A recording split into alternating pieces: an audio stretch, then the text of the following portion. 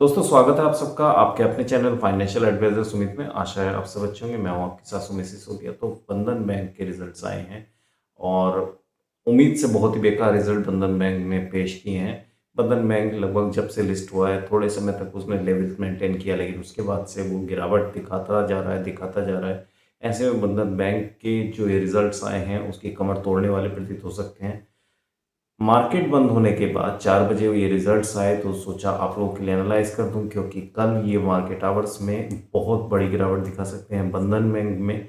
तो जानेंगे रिजल्ट कैसे हैं, क्या इसके क्या फीचर हैं और आगे क्या रास्ते हैं बनते हैं बंधन बैंक में। लेकिन उससे पहले आप लोगों से रिक्वेस्ट है कि अगर आप लोगों ने आपका अपना चैनल फाइनेंशियल एडवाइजर सुमित अभी तक सब्सक्राइब नहीं किया है तो प्लीज़ इसे सब्सक्राइब कर लीजिए, वीडियो को लाइक एंड शेयर कीजिए और बेल आइकन के बटन को दबाना ना भूलिए ताकि मेरी आने वाली हर एक वीडियो की नोटिफिकेशन आपको मिल जाए। दोस्तों रिजल्ट्स में आगे बढ़ूं उससे पहले आप लोगों को बताना चाहूँगा कि ये जो रिजल्ट्स मैं पेश कर रहा हूँ ये कंसोलिडेटेड रिजल्ट्स हैं, ना कि स्टैंड अलोन। तो बढ़ते हैं आगे। दोस्तों नेट प्रॉफिट फाइनेंशियल ईयर 26 के Q2 में जो आया है वो आया है 112 करोड़ रुपए। यहाँ पर देखने वाली बात यह है कि जून 2025 का जो क्वार्टर एंडिंग था उसमें जो नेट प्रॉफिट आया था वो था 372 करोड़ रुपए, 70% के करीब की गिरावट है।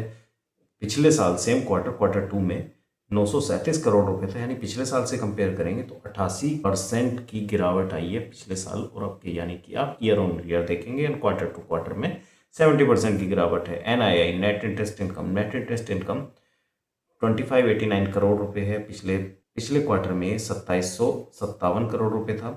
यहाँ पर भी 6% की गिरावट हुई है। क्वार्टर ऑन क्वार्टर में ईयर ऑन ईयर में देखेंगे तो 2934 करोड़ रुपए था, जो कि 12% की गिरावट दिखा रहा है। प्रोविजंस एंड कंटिजेंसीज में 1153 करोड़ प्रोविजंस एंड कंटिजेंसीज रखी गई हैं। 1147 करोड़ पिछले क्वार्टर की थी, क्वार्टर ऑन क्वार्टर की लगभग बराबर है। और पिछले ईयर में 606 करोड़ रुपए की कंटिजेंसीज थी, तो यहाँ पर ईयर ऑन ईयर में 90% की बढ़ोतरी हुई है। Gross advances 1.4 lakh crore gross advances हैं, पिछले क्वार्टर ऑन क्वार्टर में ये थी 1.34 लाख करोड़ और पिछले साल यानी ईयर ऑन ईयर में थी 1.30 लाख करोड़। अब बाकी कुछ रेशियोज हम ईयर ऑन ईयर पे डिस्कस कर लेते हैं। टोटल डिपॉजिट जो है, टोटल डिपॉजिट 10.9% बढ़े हैं। ग्रोस एनपीए 4.68 से 5.02 पे आ गया है, जो कि बड़ा है, ये सरदर्दी है बैंक के लिए। और नेट एनपीए 1.37 हुआ है, 1.29 से ये भी बढ़ा है। तो दोस्तों ये कुछ पेन पॉइंट्स थे रिजल्ट के। अब बात करते हैं रिजल्ट्स के बाद बैंक की एसेट क्वालिटी की। दोस्तों बैंक का जो ग्रोस एनपीए है वो 7000 करोड़ को पार कर गया है, 5% को पार कर गया है। पिछले साल ईयर ऑन ईयर बेसिस पे इसमें बढ़ोतरी भी है, 4.68 था। तो अब इसका ये जो इंडिकेट कर रहा है, एक इंडिकेट कर रहा है कि बैंक की लोन बुक पर प्रेशर है। यानी कि अगर बैंक 100 रुपया उधार दे रहा है, लोन दे रहा है, तो उसमें से 5 रुपये उसको वापस नहीं मिल रहे हैं। तो आप जान लीजिए कितना बड़ा सरदर्द हो सकता है किसी भी बैंक के लिए। दोस्तों अगले पॉइंट पर चलते हैं, मार्जिन एंड कासा प्रेशर पर। तो जो मार्जिन है, तो नेट इंटरेस्ट मार्जिन गिरकर 5.8 हो गया है और कासा यानी current and saving accounts deposit ये हो गया है 28% पर।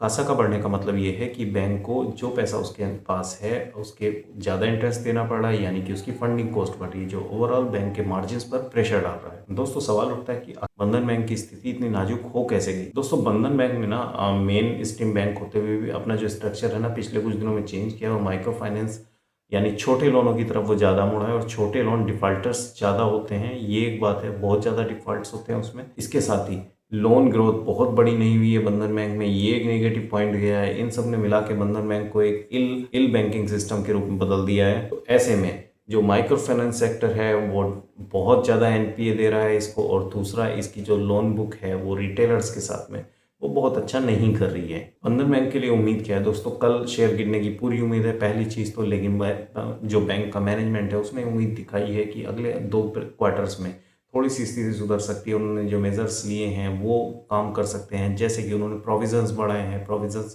का बढ़ाना शॉर्ट टर्म में प्रॉफिट लॉस जो हमको बहुत बढ़ा हुआ दिख रहा है वो इसीलिए दिख रहा है, प्रोविजंस बैंक ने अपने बढ़ाए हैं।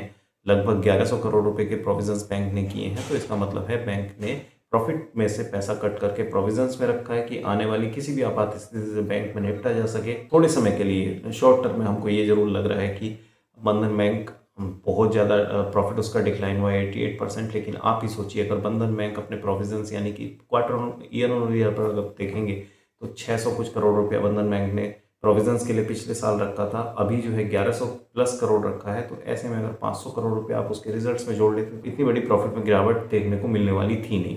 तो ये सारे के सारे फैक्टर्स हैं बंधन बैंक के लिए। चार्ट जरूर लाऊंगा बंधन बैंक का, नेक्स्ट वीडियो में चार्ट लेकर आऊँगा, चार्ट पे बताऊँगा कि कहाँ से इंडिकेशन मिल रही थी कि बंधन बैंक नीचे की तरफ गिरने वाला है।